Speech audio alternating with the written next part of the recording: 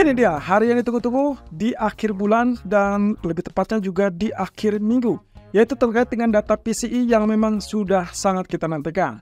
Oke, cerita dasarnya adalah kita perlu data yang relatif lebih lemah, tapi nggak sembarangan lemah. Karena angka yang paling utama itu terlihat dari ekstrim atau tidaknya rilis data nanti malam. So, ini dia skenario dan juga yang harus kalian ketahui. Ya, kemarin kita sudah sempat menyinggung tentang apa yang menggerakkan oil atau crude oil yang sampai saat ini ternyata kembali turun ke level $77 dan bukan mustahil kita mungkin akan lihat kembali retest area 76 atau bahkan 75 atau bahkan lebih rendah. Nah, tapi ingat bahwa kita punya pertemuan OPEC yang akan dirilis di hari Minggu, tanggal 2 Juni. Nah, satu hal yang sampai saat ini berkembang rumornya adalah tetap mempertahankan pemangkasan produksi. Cuman masalahnya adalah angkanya berapa? Apakah dia tetap dengan angka total 2,2 juta barrel per hari atau bisa lebih tinggi atau dikurangi? Nah, ini yang masih tetap menjadi pertanyaan dasar. Kalaupun misalkan kita bicara tentang kemungkinan dihentikan, kelihatannya itu coret. Kita tidak mungkin mendengarkan OPEC rela begitu saja melihat harga minyak tiba-tiba turun di bawah mungkin 69 ataupun 68 dolar. Nah, tentunya untuk mensiasati hal tersebut, mereka akan tetap condong melihat dari apa yang terjadi pada tingkat permintaan dan juga jumlah pasokan yang ada saat ini.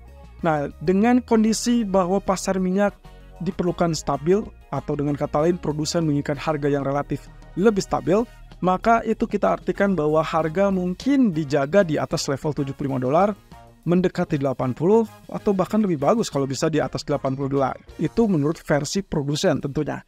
Nah, otomatis yang akan menjadi opsinya adalah apakah mereka akan meningkatkan jumlah pemangkasan produksi tersebut dari 2,2 secara total menjadi mungkin 2,4 atau mungkin 2,5 juta barrel per hari. Nah, kalau misalkan kita lihat dari keanggotaan OPEC yang lainnya, saya rasa untuk mencapai angka yang lebih tinggi agak sulit karena memang tidak menyebar rata, yaitu terkait dengan kemampuan produksi dari masing-masing negara. Nah, oleh karena itu, yang perlu kita lakukan adalah memastikan apa yang akan dilakukan oleh Arab Saudi dan juga Rusia, karena keduanya adalah bisa dibilang yang paling besar.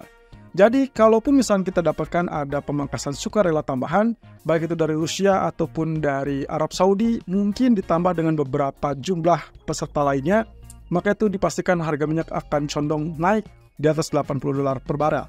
Tapi kalau misalkan ternyata hanya katakanlah tetap di angka 2,2 juta barrel per hari, saya rasa kenaikan akan relatif terbatas karena market sudah mengantisipasi persis dengan apa yang terjadi sampai saat ini. Oke, berarti kita keep aja ini untuk potensi berikutnya karena memang malam nanti masih ada data yang juga berpotensi mempengaruhi nilai US dollar. Jadi artinya minyak juga sangat berpengaruh dari nilai tukar US dollarnya. Kalau misalkan dolarnya terlalu tinggi pun, maka otomatis minyak bisa turun dengan sendirinya. Nah, jadi apa yang harus kita tunggu? Tentunya data PCE. Nah, tapi sebelum itu, ini sekedar pengingat. Kalau misalkan kita bicara tentang rumor-rumor yang ada, perkembangan terbarunya mengatakan bahwa dalam pertemuan nanti, kemungkinan akan dibahas tentang klausul ataupun rencana untuk melakukan pemangkasan produksi tersebut diperpanjang sampai ke tahun 2025. Jadi yang semulanya diperpanjang cuma sampai kuartal ketiga 2024, ternyata ada rumor mungkin akan diperpanjang sampai tahun 2025. Wah, ini yang sangat menarik teman-teman. Kalau demikian, apa sih yang menjadi faktor penyebab? Mengapa mereka mempertimbangkan untuk melakukan pemangkasan tersebut sampai ke tahun 2025? Ya, perkiraan saya kalau kaitannya dengan pemangkasan produksi ataupun penambahan pemangkasan produksi atau pengurangan jumlah pemangkasan produksi, maka hal tersebut akan dikaitkan dengan tingkat demand dan juga tingkat supply. Supply yang berarti tentang pasokan yang ada. Seperti kita ketahui, bukan hanya OPEC, tapi juga ada inventory crude oil dari Amerika. Jadi, kalau kita pastikan dari angka-angka tersebut, maka pastikan apakah ini demand-nya sedang melakukan kenaikan atau justru demand yang melemah. Kalau kita kaitkan dengan mereka melakukan pemangkasan produksi diperpanjang sampai 2025, perkiraan saya berarti ini kaitannya dengan tingkat permintaan yang condongnya masih relatif lebih lemah. Itulah sebabnya untuk menjaga price stability, kemungkinan pihak produsen akan melakukan pengurangan produksi supaya jumlah produksinya relatif bisa menyeimbangkan tingkat demand yang ada yang memang diperkirakan masih tetap lemah. Sebaliknya, Bisa juga pertimbangannya ternyata proyeksi mereka melihat ada tingkat permintaan yang lebih tinggi, sementara jumlah pasokannya malah masih berlebih. Ini kaitannya dengan jumlah produksi yang mungkin kaitannya pasokan dari Amerika atau inventorinya. Nah, mengingat hal tersebut juga jangan lupakan musim mengemudi alias musim liburan yang segera akan hadir mungkin di musim gugur nanti. Jadi kalau misalkan seperti ini, apapun itu diperkenankan sehingga kemungkinan pemangkasan produksi akan tetap diperpanjang. Nah, dampaknya bagaimana? Dampaknya tentunya harga minyak. Seperti tadi saya bilang, kemungkinan kita akan lihat lonjakan ataupun kenaikan kembali. So, saya mengharapkan ada level $75 atau bahkan lebih rendah sebelum nantinya kita akan dapatkan dorongan di atas, mungkin di atas 78 atau mendekati $80. Oke, ini adalah peringatan dari Deutsche Bank yang mengatakan ada risiko terkait dengan pasar ekuitas. Yang disoroti di sini adalah S&P 500, di mana menurut mereka menilai ada kondisi di mana kondisi risikonya agak meningkat. Untuk kali ini bukan terkait dengan kenaikannya, melainkan justru penurunan. Ada potensi penurunan di situ. Ya, kalau misalkan kita refleksikan dari apa yang terjadi pada S&P 500, 23 dari 30 minggu terakhir, harga cenderung mengalami kenaikan, rally bertubi-tubi tanpa henti, sehingga kemungkinan menurut Deutsche Bank ini agak berbahaya. Kaitannya yang disebut dengan risiko tersebut adalah dengan kenaikan imbal hasil obligasi. Imbal hasil obligasi jangka panjang ternyata mengalami kenaikan yang signifikan dan itu menandakan rambu-rambu yang cukup berbahaya. Ingat bahwa kondisi imbal hasil mengalami kenaikan berarti itulah kontradiksi dengan pasar saham. So, kalau demikian, merujuk kepada lelang obligasi yang terjadi di awal pekan ini, 2 dari 3 lelang ternyata tidak berhasil dan bahkan tingkat permintaan terhadap obligasi pemerintah Amerika cenderung turun atau tidak maksimal. Inilah yang mengakibatkan kenapa imbal hasil dari obligasi tersebut mengalami kenaikan atau lonjakan. Dan menurut Deutsche Bank, ini agak berbahaya. Tentunya risikonya adalah global juga akan terjadi penurunan kepada pasar saham. Nah, tapi kita akan lihat apakah penurunan ini berarti akan terus-menerus atau ada kabar bagus dari data ekonomi yang relatif lebih lemah. Salah satu tandanya tadi malam dengan data GDP yang relatif lebih rendah, kemudian tingkat pengangguran atau klaim pengangguran lebih tepatnya mengalami lonjakan kembali. Jadi, ya ini yang disebut dengan pelemahan ataupun perlambatan ekonomi, atau setidaknya ada tanda-tanda perlambatan ekonomi. So, dengan tanda-tanda perlambatan tersebut, maka market kembali mungkin dengan ekspektasi bahwa Fed akan mempertimbangkan yang namanya pemangkasan suku bunga. So, kita akan lihat dengan data-data tersebut, termasuk pemuncaknya adalah data nanti malam. Nah, dengan demikian, apa yang kemarin kita gambarkan adalah terkait dengan GDP dan jobless claim, dengan klaim pengangguran yang mulai kenaikan kembali, walaupun masih di bawah 220 bagi saya cukup karena dia menandakan ya ada lonjakan memang dari sejak awal pekan ini, lalu kemudian bertahan di atas 215.000. Well, at least itu adalah kabar yang menyenangkan, setidaknya untuk Fed. Lalu kemudian data GDP juga menunjukkan adanya pelemahan ataupun perlambatan. Nah, ini menandakan apa? Tanda-tanda perlambatan ekonomi ini akan memicu kepada pertimbangan ulang dari para pejabat bank sentral. Apakah mereka akan membiarkan ekonomi tersebut tergerus? Karena kalau misalkan dibiarkan, maka perlambatan tersebut bisa saja memicu kepada hard landing, yang itulah yang disebut dengan resesi sesungguhnya yang sangat dikhawatirkan oleh para pelaku pasar.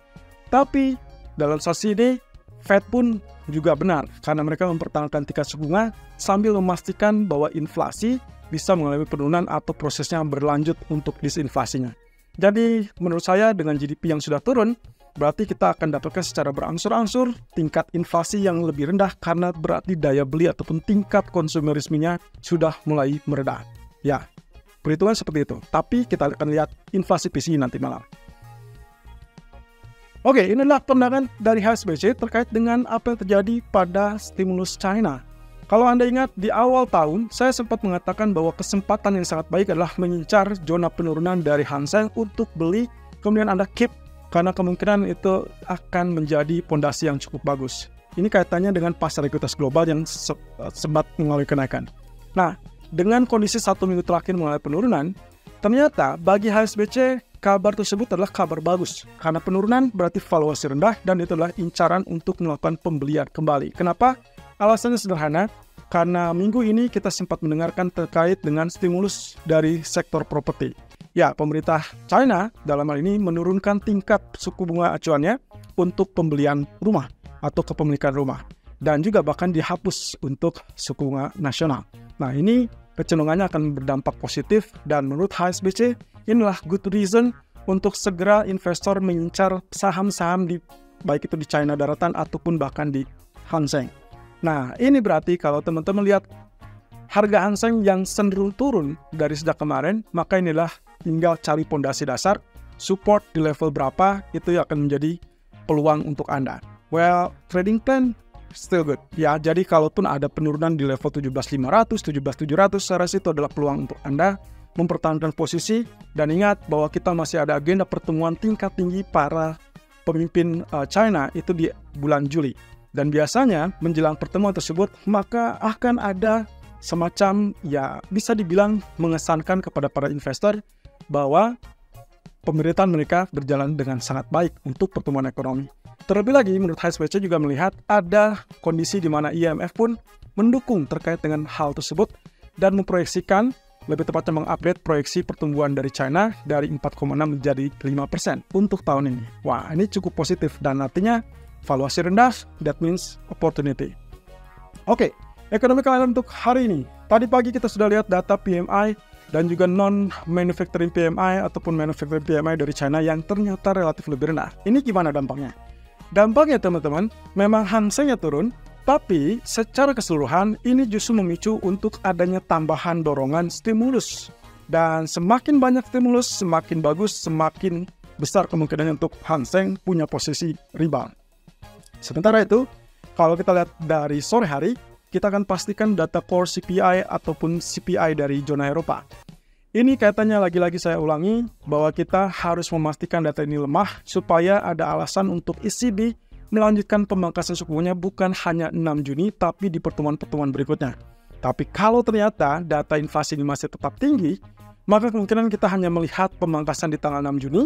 Kemudian setelahnya mungkin kita belum bisa memastikan bahwa ECB akan menjamin akan terjadinya kelanjutan pemangkasan suku bunga.